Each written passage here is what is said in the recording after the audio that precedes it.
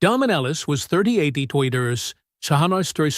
years old, and for 4 years he had been quietly paying a woman's cancer treatments $800 to $1,200 every single month, out of a savings account his wife never knew existed. Not because he wanted credit, not because he expected anything in return, because Loretta Wakefield was sick, uninsured, and her daughter was falling apart. And Damon was the kind of man who handled things without being asked. His wife Adrienne told her mother a church fund was covering the bills. Damon never corrected that. He just kept paying. $47,000 over 4 years. Then Adrienne served him divorce papers, requesting his home, half his retirement, and monthly spousal support, while he was standing in a work lobby. She had already retained an attorney 1 month after her mother's final cancer treatment. She used his money to save her mother's life, then used her mother's survival as her starting gun. What Damon did next, quietly, methodically, without a single angry phone call, would set off a chain of events nobody saw coming. She divorced him. Then her mom found out. And that changed everything. Before we jump into the story, comment where in the world you are watching from and subscribe, because tomorrow's story is one you need to hear. The evening light slanted through the kitchen windows, casting long shadows across the wooden table where Damon Ellis sat sorting through the day's mail. Bills, advertisements, and circulars formed neat piles under his methodical hands. The sound of Adrienne's laughter drifted in from the living room, punctuated by the soft tapping of her fingers on her phone screen. He glanced up briefly, catching a glimpse of her profile in the soft glow of her device. She didn't look his way. These days, she rarely did. The ritual of sorting mail had been his for 11 years now. It was as natural as the way he organized shipping manifests at work, as automatic as the morning coffee he made for 2, even though Adrienne usually let hers grow cold. He handled things. That's what he did. A burst of laughter came again from the living room. "Oh my God, that's hilarious," Adrienne said to whoever she was texting. She didn't offer to share the joke. Last month's flowers still sat in his mind. A dozen roses he'd brought home on a Tuesday. No special occasion. Just because. She'd smiled, said thank you, put them in water. They'd died a week later, without another word spoken about them. His fingers paused on an envelope addressed in careful handwriting. The return address was from Birmingham. Loretta. His mother-in-law's precise script brought a small smile to his face. He almost set it aside in Adrienne's pile. These were usually for her. But something made him hesitate. The envelope opened cleanly under his letter opener. Inside was a card with pressed flowers on the front. The kind you'd find in a Hallmark store's sympathy section, but repurposed for gratitude. Damon unfolded it, eyes moving over the careful cursive. Each letter was formed with the precision of someone who'd spent 30 years teaching third graders proper penmanship. "First and foremost, I thank God for carrying me through these dark times," he read. "And I thank my wonderful doctors who never gave up." His eyes caught on the next part. The words seemed to lift off the page, and to whoever has been watching over me from afar, making sure my treatments were covered, Adrienne told me an anonymous donor set up a fund through the church. But I know God doesn't work anonymously. Whoever you are, you gave me more time with my daughter. I pray for you every night. The kitchen seemed to grow very still. Even Adrienne's laughter felt distant now, like it was coming from another house entirely. 4 years ago, when Loretta's diagnosis came, Damon had seen his wife crumbling under the weight of it, uninsured, stage 2B. The numbers had been impossible for a retired teacher's pension, so he'd done what he always did. He handled it. The savings account had been his from before the marriage, built up slowly from his first job out of college. Every month for 4 years, like clockwork, $800 to $1,200 had moved from that account to the billing service.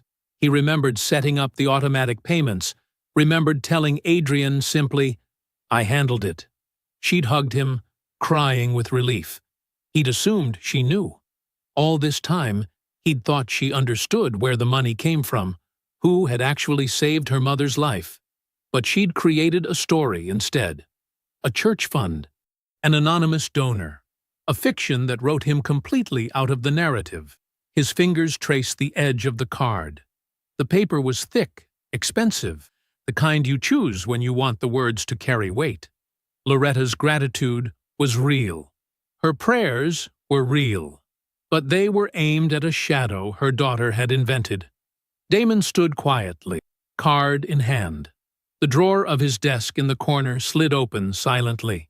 He placed the card inside, next to his passport, and the folder of important documents he always kept organized. Back at the table, he continued sorting mail as if nothing had changed, as if the ground hadn't just shifted under his feet. "Anything interesting in the mail?" Adrian called from the living room, her voice light and casual. "No," he said, his voice steady. "Nothing important." Her phone chimed again, and her laughter followed, filling the space between them with a sound that suddenly felt as hollow as the story she'd told her mother. The pre-dawn highway stretched before Damon as his truck cut through the morning darkness. Traffic hadn't built up yet. These early hours belonged to people like him, the ones who kept the world running while others slept. The card from Loretta sat in his mind like a stone, heavy and unmovable. He'd left the house before Adrian woke, same as always. His coffee mug sat in the cup holder, steam rising in the cab's darkness. Nothing had changed on the surface. He'd made breakfast, packed his lunch, kissed her sleeping forehead like he always did. But something had shifted underneath it all, like a foundation crack you discover too late. The logistics center's parking lot was half empty when he pulled in. Reggie's truck was already there. They'd started as line supervisors together 12 years ago, both of them learning the rhythm of freight schedules and shipping manifests side by side. Now they ran different departments, but some habits stayed. The morning passed in a blur of meetings and spreadsheets. Normal Tuesday stuff. He was reviewing quarterly projections when Sandra from reception called up. "Mr. Ellis, there's someone here to see you." The man in the lobby wore a cheap suit and a bored expression. "Damon Ellis?" "Yes. You've been served." The envelope appeared, thrust toward his chest without ceremony. Damon took it, nodded once, waited until the man left before walking to his truck in the parking garage. His hands didn't shake as he opened the envelope. They never shook. Steady hands were part of who he was, part of how he'd built everything he had. The papers inside were crisp, official. Petition for divorce. Irreconcilable differences. His eyes moved methodically over each page, the way he read shipping manifests. The house, half his 401k, spousal support for lifestyle maintenance. The law firm's letterhead was aggressive, bold font, sharp edges. The kind of place that advertised on billboards, that pushed hard and fast for settlements. The truck's cabin felt too small suddenly. He sat there anyway, reading every word twice. No mistakes, no misunderstandings, just clarity. His phone felt heavy in his hand as he dialed Tanya's number. His sister picked up on the second ring. "Hey, little brother." She filed. His voice came out steady. "Just got served." Silence on the line. Then, "Tell me everything." He did. The papers, the demands, the firm. When he finished, Tanya was quiet for a long moment. "Two things," she finally said. "Don't sign anything, and don't confront her. Not yet." "Okay. I mean it, Damon. Nothing in writing. No conversations. I'll call you tonight." He hung up and sat there until his phone buzzed again. "Reggie, you missed our 2 o'clock." "That ain't like you." 20 minutes later, they sat in the break room, empty now between shifts. Damon told him everything. The card, the payments, the papers. Reggie was the only one who'd known about the medical bills from the start. He'd been there the day Damon set up the payments, had watched his friend quietly drain his savings to save his mother-in-law's life. "All those receipts you kept," Reggie said slowly. "That wasn't just you being you, was it?" It was exactly me being me. Damon managed a small smile. You know, I keep everything organized. Yeah, you do. His phone buzzed again. Tanya. I need everything, she said without preamble. Tax returns, bank statements, every receipt from those medical payments, everything from the last 4 years. How fast can you get it together? Tonight. Good. Call me when you have it. The house was dark when he got home. Adrienne's car was in the driveway, but she was already in bed. He could hear her soft breathing from their bedroom, still their bedroom for now, as he moved through the house to his home office. The filing cabinet opened silently. Everything was exactly where it should be, organized by year and category, medical expenses, tax returns, bank statements. 4 years of paper truth, filed away with the same careful attention he brought to everything else. He carried the files to the kitchen table, the same place he'd read Loretta's card just yesterday. The house settled around him as he worked, sorting documents into neat piles, everything labeled and dated, no detail overlooked, no record missing. The kitchen clock ticked past midnight. The box beside him filled steadily with paper proof of everything he'd built, everything he'd given, everything he'd done, without asking for credit or recognition. Somewhere above him, Adrienne slept, unaware that her husband sat below, organizing the evidence of her carefully constructed fiction's collapse. Tanya's law office occupied the 5th floor of a glass building in Buckhead. Damon arrived before sunrise, the box of records balanced carefully in his arms. His sister was already at her desk, reading glasses perched on her nose, looking exactly like the serious little girl who used to organize her dolls by height. You really do keep everything, she said, lifting the first folder. Force of habit. He settled into the chair across from her desk. She examined the premarital account documentation first, her expression shifting from professional to pleased. This is good, Damon. Really good. Georgia law has specific protections for separate property. The fact that you maintained distinct records helps us argue against commingling.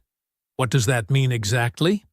It means we can protect the original account and its contents from being considered marital property. She lifted another folder. These medical payments, they're significant. Not just the amount, but the pattern. Regular payments, documented purpose, clear paper trail. This isn't just about protecting your assets anymore. This is about establishing a record of your contributions while she was— Tanya paused, choosing her words carefully. While she was planning something else. How long will it take to build the argument? Give me a week. And remember, say nothing to Adrienne. I know. That evening, alone in his home office, Damon began cross-referencing the payment records. Each transaction told its own story. Chemotherapy sessions, radiation treatments, follow-up appointments. He tracked them methodically, building a timeline of Loretta's recovery. Then he saw it. 11 months ago, there was a charge he didn't recognize. A law firm. He Googled the name Family Law Specialist. The date stuck in his mind, exactly 1 month after Loretta's oncologist declared her cancer-free. The realization landed like a physical blow. While he was paying for her mother's treatments, Adrienne had been planning her exit. She waited until Loretta was safe. Then she started building her escape route. His hands were steady as he opened his laptop. He began typing, "Dear Loretta, I hope this letter finds you well. I need to tell you something that may be difficult to hear, but you deserve the truth. 4 years ago, when you were diagnosed, there was no anonymous church fund. I set up the payments myself through a medical billing service. $800 to $1,200 every month, drawn from an account I had before marrying Adrienne. I'm not writing this to cause pain or seek credit. I did what I did because it was right, and because I couldn't watch Adrienne lose her mother when I had the means to help. I never needed recognition for it, but you should know the truth, especially now. Enclosed are copies of every payment record, every treatment, every appointment, every dollar that helped keep you here. I'm sorry if this changes things. That was never my intent. Respectfully, Damon. He printed the letter, gathered the copies, and sealed them in a manila envelope. The post office was still open. He drove there immediately, sent it priority mail to her Birmingham address. 3 days passed. He settled into his temporary apartment, a furnished place in Decatur that Tanya found for him. The walls were bare, the furniture generic, but it felt oddly peaceful. No pretense here, no performance. His phone rang on the third evening. 205 area code. Birmingham. Hello? Damon? Loretta's voice was barely above a whisper. Is this true? Yes, ma'am. A long silence filled the line. Then, how long? From the first diagnosis to the last treatment. Another pause. When she spoke again, her voice carried something he recognized, the sound of someone who had buried a suspicion out of love, only to have it confirmed. She told me the church handled it, Loretta said quietly. I asked her which church. She changed the subject. I'm sorry you had to find out this way. Don't apologize for telling the truth. Her voice strengthened. I'm coming to Atlanta. Mrs. Wakefield, you don't have to. Yes, I do. The steel in her tone was familiar. He'd heard it in her voice when she was fighting the cancer. And Damon? It's Loretta. After what you did, you've earned that much. The call ended. Damon stood at his apartment window, looking out over the Decatur skyline. The sun was setting, painting the sky in shades of orange and purple. For the first time since the divorce papers landed in his hands, he felt the ground solid beneath his feet. The morning sun cast long shadows through Tanya's office windows as Damon spread the timeline across her desk. He'd spent half the night organizing it, each payment marked with a date, each milestone in Loretta's treatment, carefully noted. Look at this, he said, pointing to an entry from 11 months ago. The law firm charge, 1 month after Loretta's final all-clear scan. Tanya leaned forward, adjusting her reading glasses. Her expression shifted from professional interest to something harder. She picked up a legal pad and began writing rapidly. This changes things, she said. The timing matters. It shows premeditation. She waited until her mother was safe before making any moves. She looked up at her brother. You're sure about these dates? I double-checked everything. The last treatment payment cleared here. He pointed to the entry. 4 weeks later, she paid the attorney's retainer. Tanya nodded, still writing. I'm filing our response today. We're contesting everything. The 401k split, the house, the spousal support claim, but especially that premarital account. She'll fight it. Let her. Tanya's tone was calm but firm. Georgia law is clear on separate property. You maintained distinct records. The account predates the marriage. And these medical payments? She tapped the timeline. They're not gifts, Damon. They're documented marital expenditures that allowed her to maintain her career and lifestyle while you carried a significant financial burden alone. Her paralegal knocked and entered with a stack of documents. Tanya signed them without hesitation. Her attorney will argue commingling, she continued. They'll say the separate property became marital property through joint use. I'm already prepared for that argument. She handed the signed papers back to her paralegal. I'm scheduling mediation. In the meantime, I need you to keep going through those records. Damon nodded and returned to his apartment. He spread the financial documents across his temporary dining table. Bank statements, credit card bills, tax returns. Hours passed as he methodically reviewed each page. Then he saw it. A hotel charge from 17 months ago. The Georgian Terrace in Buckhead. Weekend stay, room service included. He remembered that weekend clearly. Adrian had a conference in Charlotte. He'd driven her to the airport himself, kissed her goodbye at departures. The charge was on their joint card. His hands were steady as he pulled statements from the surrounding months. 2 more hotel charges surfaced. One at the St. Effe's, Regis, another at the Four Seasons. Each corresponded to a weekend Adrian claimed to be traveling for work. Each appeared on their shared account. She hadn't even tried to hide them. The realization struck him. She hadn't needed to hide them. He trusted her completely. He was the man who handled things, who paid bills without questioning, who kept the household running so smoothly she could build her separate life without interruption. He photographed each statement carefully, making sure the dates and charges were clearly visible. He labeled each image with the location and supposed business trip destination. His logistics training served him well. Everything was organized, documented, indisputable. The sun had set by the time he finished. His temporary apartment was dark except for the dining room light above the scattered papers. In the window's reflection, he caught a glimpse of himself. Still composed, still methodical, even now. He remembered driving her to the airport for that Charlotte trip. She'd been relaxed, chatting about the conference agenda. He'd carried her bag, waited with her at check-in, made sure she had everything she needed, all while she knew she wasn't going to Charlotte at all. His phone felt heavy in his hand as he typed a message to Tanya. "Found something. 3 hotel charges. Call me." He began gathering the statements, placing each one carefully in the records box. The Georgian Terrace, the St. Regis, the Four Seasons, a paper trail of deception paid for on their joint account. Each charge told its own story, each false business trip now reframed in the harsh light of discovery. The box was getting fuller, evidence accumulating not just of what Adrian had done, but of who she was. Someone who could look him in the eye at the airport, accept his help with her luggage, and drive 20 minutes to Buckhead instead of flying to Charlotte. His phone buzzed, Tanya calling back. He looked at the organized stacks of statements, each one a piece of a puzzle he hadn't known he was solving until now. The truth was emerging, not in dramatic revelations, but in mundane details. Hotel charges, medical payments, attorney retainers, a pattern written in numbers, dates, and carefully maintained records.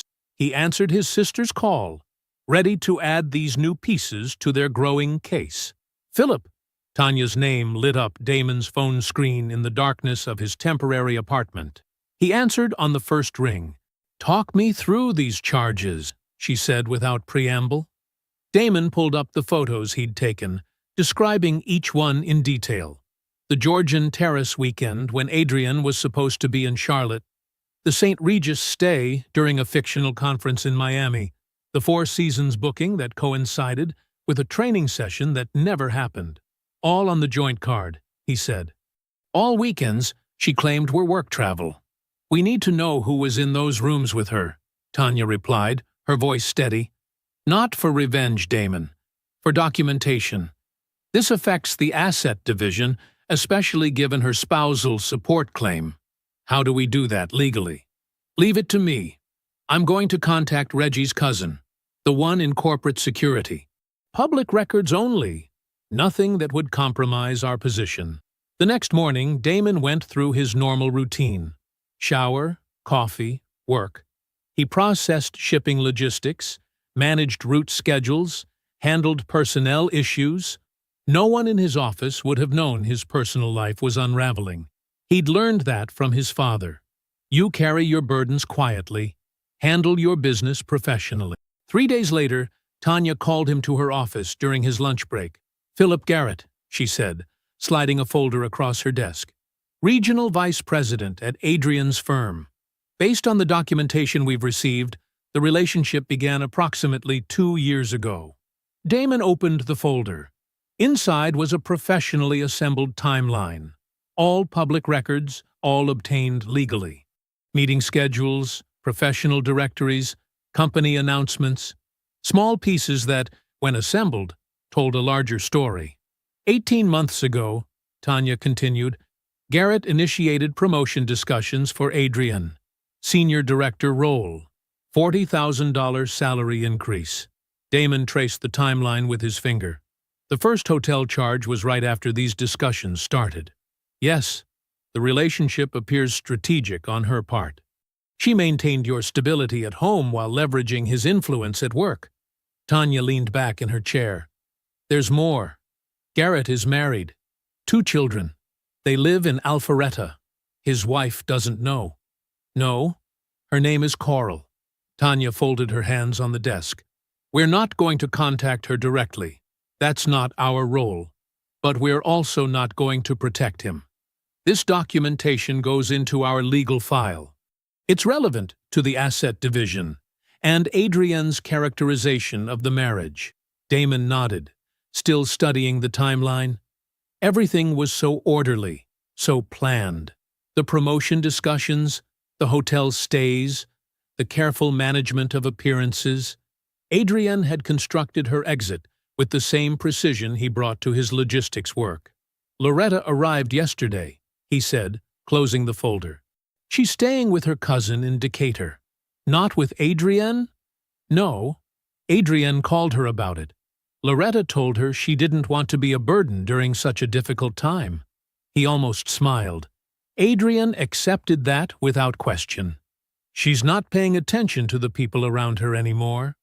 The next morning, Damon met Loretta at a small coffee shop in Decatur. She looked older than he remembered, but her posture was still straight-backed, still dignified.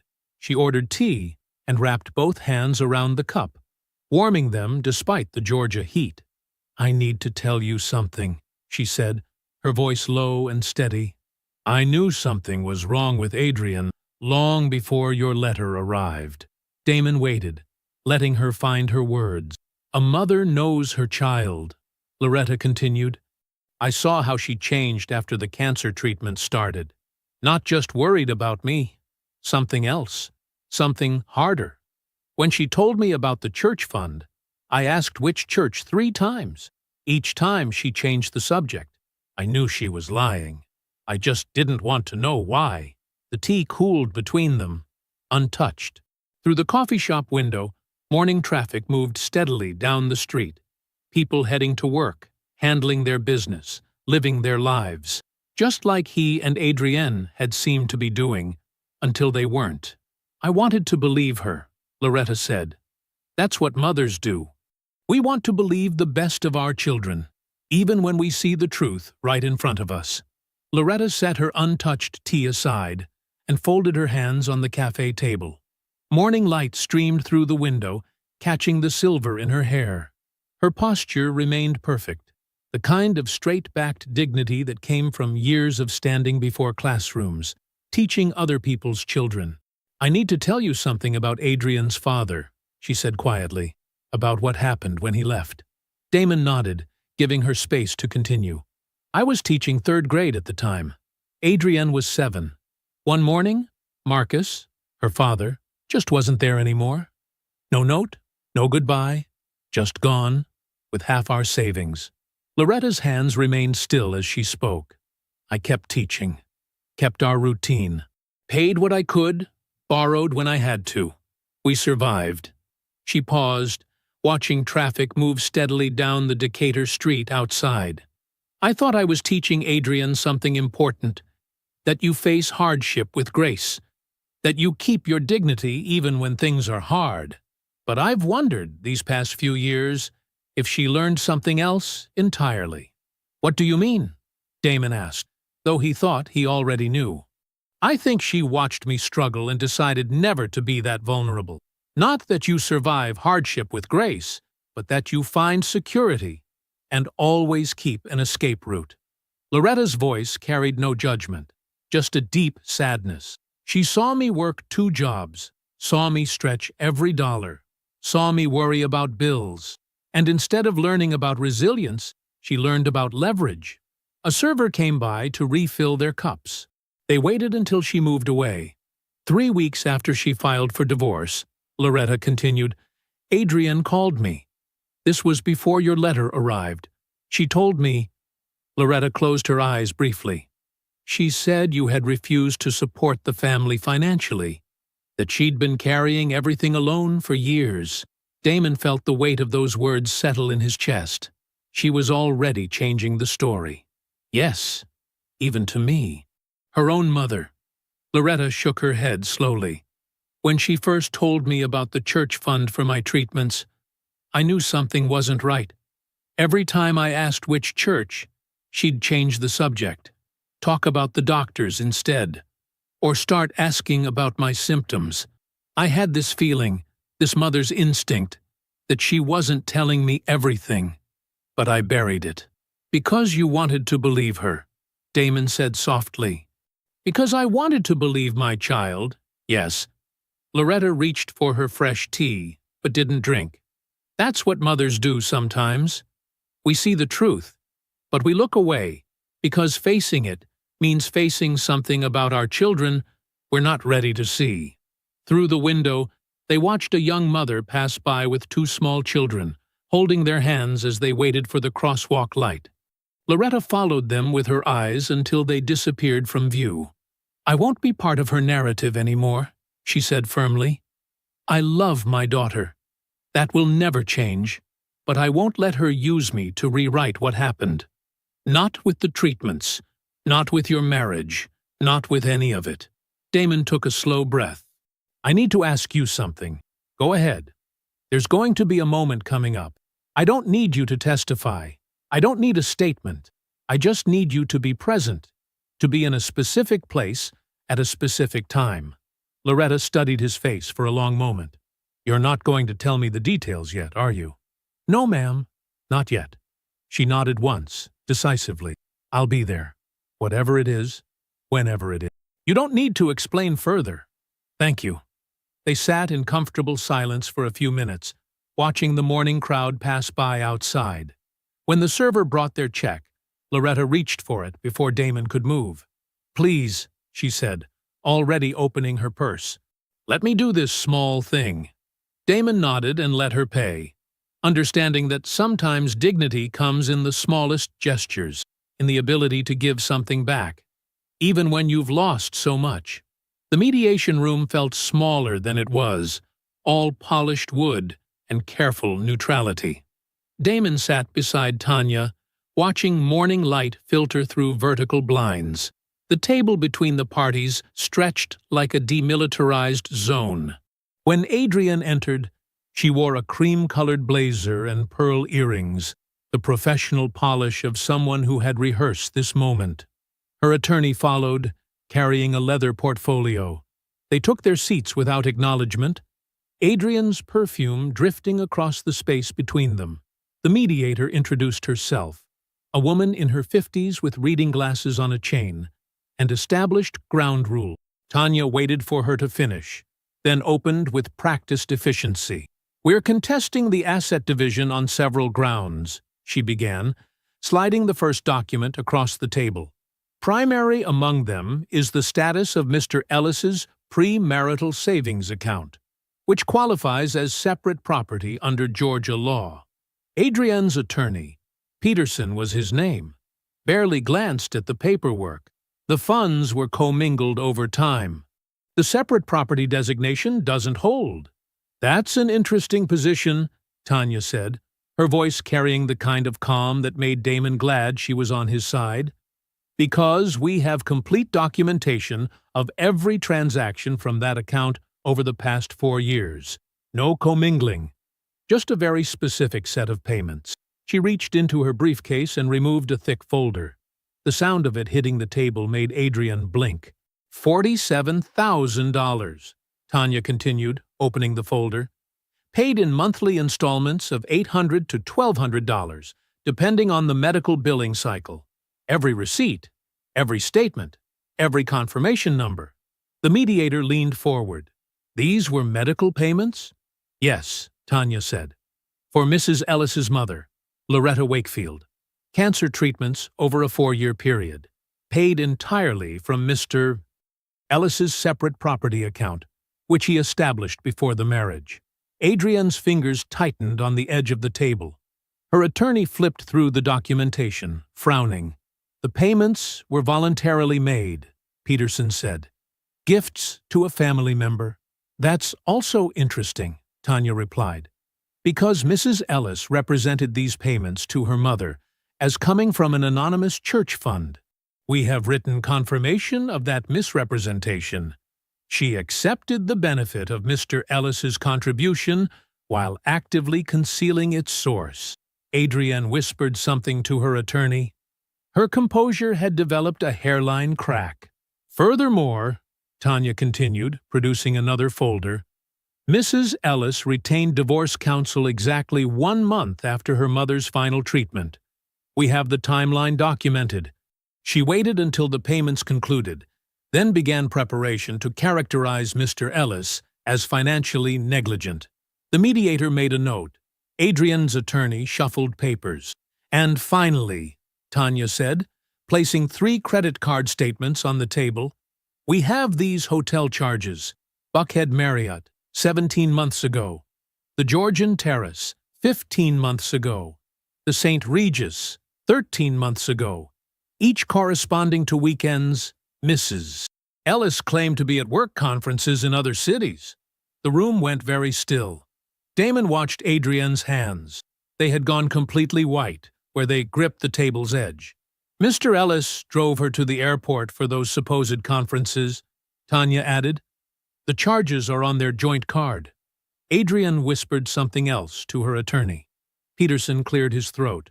We'd like to request a brief recess. The mediator nodded. 20 minutes. They filed out of the room. Peterson and Adrienne first, then the mediator. Damon remained seated, hands folded on the table, watching sunlight move across the wood grain. Tanya stayed beside him, reviewing papers she already knew by heart.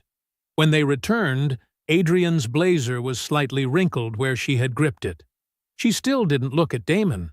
Peterson had new talking points, but his confidence had acquired an edge of caution. They spent another hour discussing terms, positions, possibilities. Nothing resolved. The mediator finally called it, scheduling a follow-up session. Adrienne and Peterson left first. Damon gathered his papers slowly, deliberately, maintaining the quiet precision that had become his armor. In the parking deck, their footsteps echoed off concrete. Tanya's heels clicked steadily as they walked to her car. She thought she was the one who planned ahead, Tanya said, finding her keys. The car chirped as she unlocked it. They got in without another word. The call came on a Tuesday evening. Adrienne was in the kitchen of what was still technically her marital home when her mother's number lit up the screen. I'd like to have dinner with you before I head back to Birmingham, Loretta said. At the house, if that's all right. There's something I need to say. Of course, Mama, Adrienne replied, already mentally planning the menu. Tomorrow night? I'll cook your favorite chicken. She spent the next day preparing. The house gleamed. She'd always been good at presentation. The table was set with the good china, candles ready to be lit. The familiar motions of cooking settled her nerves. This was her space, her mother, her carefully maintained world. The chicken simmered in wine sauce, filling the kitchen with comforting aromas. The doorbell rang at exactly 7. Adrienne smoothed her dress and opened the door with a smile that froze halfway. Loretta stood there, straight-backed in her Sunday best, and behind her, solid and quiet as ever, stood Damon. Mama? Adrienne's voice caught. I didn't. May we come in? Loretta asked. Not waiting for an answer, she stepped past her daughter into the foyer. Damon followed, nodding once in acknowledgement. The kitchen suddenly felt very far away. Adrienne's carefully constructed evening crumbled as she watched her mother take a seat at the dining room table, the one she and Damon had bought together 8 years ago. Sit down, Adrienne, Loretta said. Her voice was gentle, but carried the unmistakable tone of a woman who had made up her mind. Adrienne sat. Damon remained standing by the credenza, hands clasped in front of him. Loretta folded her hands on the table, her wedding ring, the one she still wore 30 years after Adrienne's father left, catching the candlelight. I received a letter, she began, and after I read it, I pulled some records, bank statements, payment confirmations, documents that tell a very clear story about who exactly paid for my cancer treatments. The room seemed to tilt slightly. Adrienne opened her mouth, but Loretta raised one hand. the same gesture she'd used in her classroom for 30 years to maintain order. It wasn't a church fund, Loretta continued. It wasn't an anonymous donor. It was Damon. $800 to $1,200 every month for 4 years from his own savings account. Money he'd saved before you were married. She turned to face Damon directly. I want to thank you, by name, for every single month, for doing it quietly, for never asking for credit, for saving my life without ever expecting anything in return. Adrian's fingers gripped the edge of her chair. Mama, you don't understand. I'm not here to fight with you, Loretta said, turning back. I'm here to tell you that I know what this man did for me, and I know what you did to him, and I will not pretend otherwise. The kitchen timer chimed distantly. The chicken was done. No one moved. The marriage wasn't working, Adrian said, her voice taking on an edge of desperation. You don't know how it felt, being unseen, being taken for granted. Is that why you told your mother I refused to support the family? Damon's voice was quiet, but it filled the room. The records say different. Your attorney has seen them. So has the mediator. Silence settled over the table like dust. The candles flickered, throwing shadows on the walls of a house that had once held so many careful lies. I love you, Adrian, Loretta said finally, but I will not be used as a character witness for a story we both know isn't true. She stood, smoothing her dress. Damon moved to help her with her coat, a simple gesture that made Adrian's throat tighten. At the door, Loretta hugged Damon. It was a mother's embrace, full and unrestrained. She did not turn back to say goodnight to her daughter. Through the window, Adrian watched her mother walk to her cousin's waiting car. She did not look back at the house. The taillights disappeared around the corner, leaving Adrian alone in a home that suddenly felt much too large, much too quiet, and far too full of truth. The morning sun filtered through Tanya's office windows as she placed the final document in the manila folder. She looked up at Damon, who sat across from her desk, his hands folded in his lap. Ready? She asked. He nodded once. The motion was calm, deliberate, like everything else he'd done since this began. Tanya filed the updated discovery motion electronically, then handed a copy to her assistant for physical delivery. The documentation was comprehensive. Hotel records spanning 17 months, credit card statements showing matching dates, and a detailed timeline of Philip Garrett's involvement in Adrian's proposed promotion. Everything goes through proper channels, Tanya explained. We're not being vindictive. We're just being thorough. Within days, the documentation reached Coral Garrett as part of the standard discovery process. Damon was in his office when Reggie knocked on his door, phone in hand. You need to see this, Reggie said, showing him a company-wide email. Philip Garrett had withdrawn his recommendation for Adrian's promotion, citing a newly identified conflict of interest. The carefully worded message said nothing specific, but its timing spoke volumes. By the end of the week, Coral Garrett had retained counsel. The news traveled through office corridors and break rooms, not as gossip, but as fact. Philip's careful world began to crack along its fault lines. HR launched their inquiry the following Monday. Adrienne was called in to discuss the nature of her professional relationship with Philip, particularly regarding his role in her advancement. She emerged 2 hours later, pale and tight-lipped, to find an email informing her she was being placed on administrative review. That evening, Damon's phone lit up with Adrienne's number. He watched it ring until it stopped. A voicemail notification appeared. He didn't listen to it. 10 minutes later, it rang again, and again. On the fourth try, he turned the phone face down on his kitchen counter and went to his workshop. The sawdust and linseed oil smell settled him as he worked on a coffee table he'd started the weekend before. Loretta's phone rang next. She answered, listening as her daughter's voice spilled out, rushed, desperate, seeking alliance or absolution or both. They're suspending me, Mama. Everything's falling apart. I need... "I love you, Adrian," Loretta interrupted, her voice steady. "But I will not help you manage this." The silence on the other end stretched long before the line went dead. The final settlement meeting came together quickly after that. Tanya had built an airtight case. The premarital account was protected under Georgia law, its separation clear and documented. The medical payments stood as evidence that Damon had consistently supported not just his household, but his wife's family, directly contradicting Adrian's claims of financial negligence. The 3 documented instances of marital infidelity eliminated any possibility of spousal support under Georgia's fault provisions. The house would go to sale, the equity split according to standard marital property division.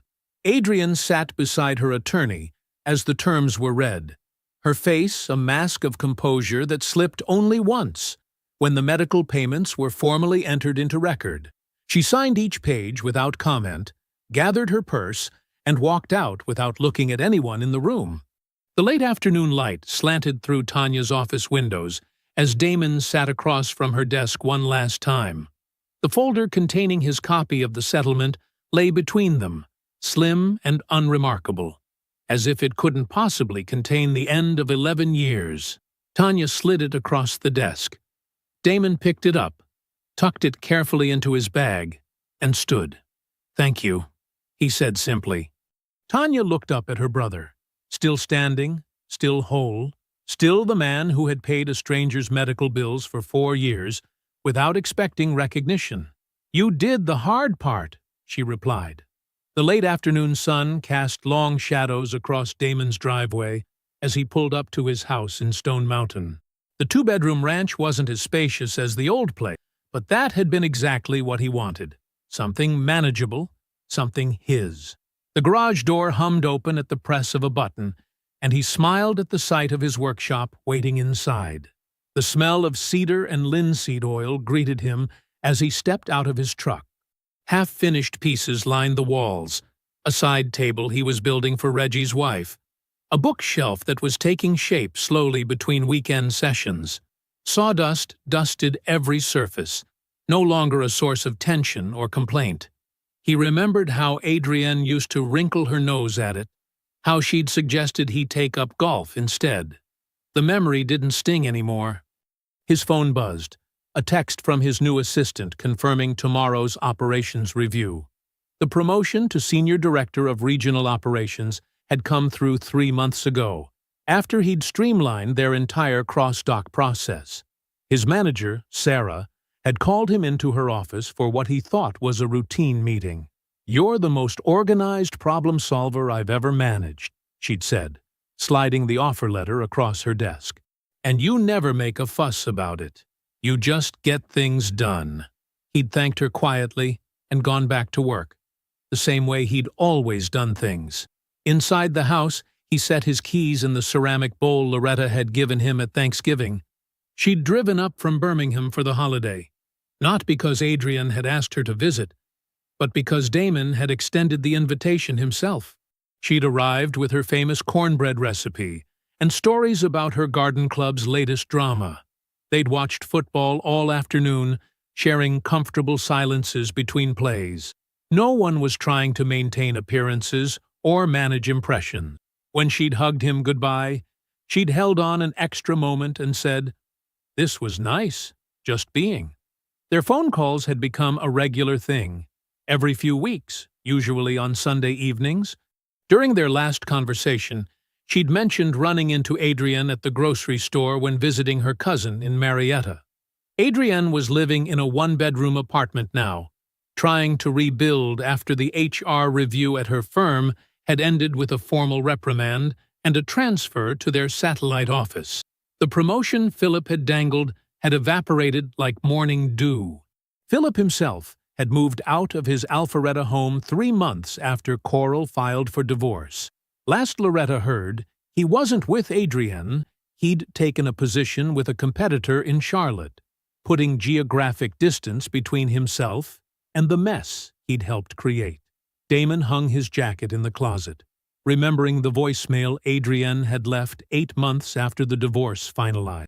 Her voice had been different, smaller somehow, less certain. "I hope you're doing well," she'd said. "I've been thinking about everything, and things weren't fair. The way I handled it, what I said to people." She'd paused there, circling what might have been an apology without quite landing on one. "I just wanted you to know I think about that." He'd listened to it twice, hearing what wasn't said as clearly as what was. Then he'd deleted it. There was no point in keeping it, no value in turning it over in his mind, looking for meaning that wasn't there. He didn't hate her. He'd made that decision early, recognizing that hatred was expensive. It demanded attention, energy, space in your thoughts. He'd already spent enough on that marriage. The ledger was closed. Saturday morning found him in his workshop, sanding the edges of a side table he'd been shaping all week. Sawdust drifted in the slanted morning light. His phone buzzed on the workbench.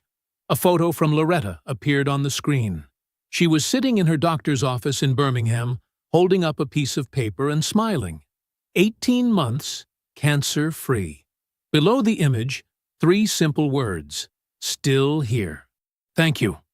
Damon set the phone down on the workbench, right next to his grandfather's old level. He picked up the sander, its familiar weight settling in his palm. The wood grain under his hands still had work to be done. He switched the tool on and got back to it. I hope you enjoyed that one. Be sure to like the video and subscribe so you don't miss the next story. I've picked out 2 more for you that I think you'll really like.